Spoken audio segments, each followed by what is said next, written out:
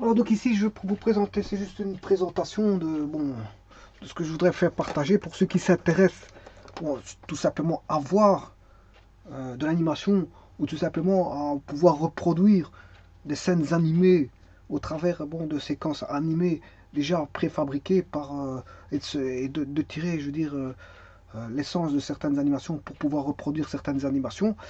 Je dis pas les copier pour la production, mais les copier pour tenter de faire des copies par soi-même d'animations pour pouvoir s'améliorer et savoir faire des animations qui vont pas, qui vont être tirées de la base de, bon, je veux dire, on va dire, qui vont être, je veux dire, euh, pris en considération pour tirer certains éléments et pour pouvoir avancer dans le savoir-faire dans le dessin et l'animation. Voilà, pour ceux qui s'intéressent à ça. Bon, soit on peut regarder une animation, c'est ça que je veux dire, ou soit la regarder pour pouvoir la refaire, mais pas la refaire complètement en copie, mais tirer des bases et, euh, et de soi-même créer une animation tout en tirant, je veux dire, un esprit déjà calqué sur quelque chose d'existant. C'est ça que je veux dire. On prend de l'existant, hein, on ne copie pas, on ne copie pas, mais au départ on s'en inspire, voilà. Voilà, c'est ça que je veux dire, s'inspirer de choses déjà existantes pour pouvoir refaire, je veux dire, de nouvelles choses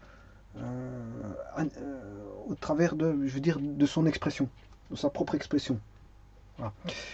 Donc ici, moi, je vais donner un studio, je vais vous donner par exemple certains noms de certaines personnes qui ont fait des très belles choses. Vous pouvez aller voir sur ProCirep.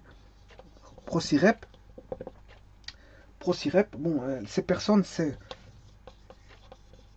Justine Cunara.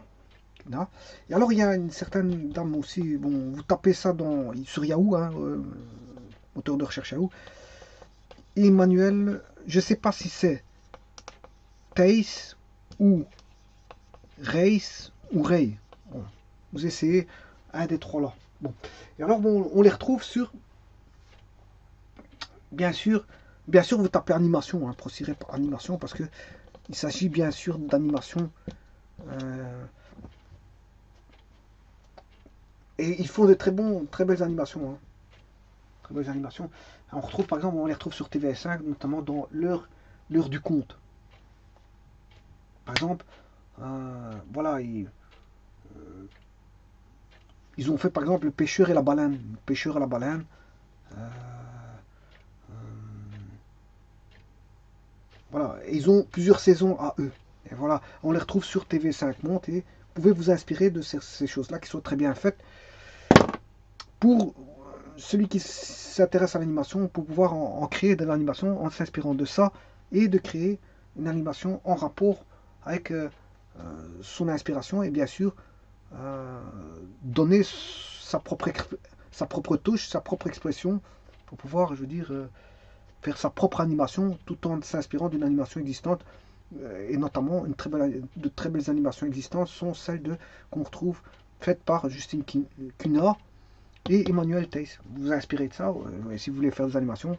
Ou tout simplement regarder, hein, on ne va pas se cacher, si c'est de belles animations qui sont faites par ces gens-là, il y en a qui aiment bien de regarder ce genre d'animation, et pas forcément que les enfants, n'importe qui peut, je veux dire, prendre du plaisir à regarder, je veux dire, une très belle animation bien faite, hein, parce qu'en fait, en plus de ça, les contes, ils sont très bien faits, hein, la narration, les dialogues, comment est-ce qu'on appelle ça là, voilà, tout est fait pour captiver, je veux dire, les personnes qui regardent, je veux dire, ce genre d'animation. Donc en fait, c'est très bien fait.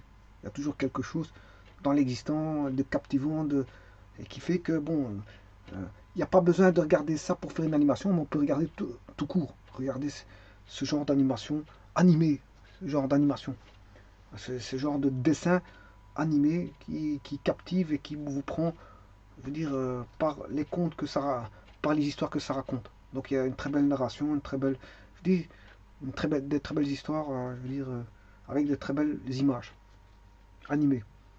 Voilà, donc c'est pour ça que bon, si vous n'êtes pas fan la création d'animation, mais vous pouvez tout simplement regarder l'animation.